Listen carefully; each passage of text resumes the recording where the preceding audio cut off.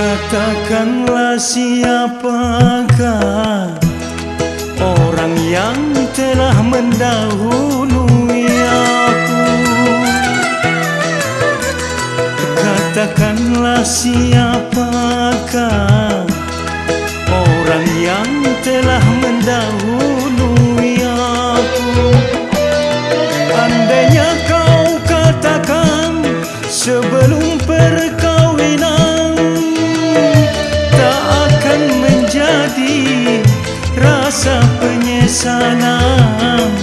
Malam pertama ku tambahkan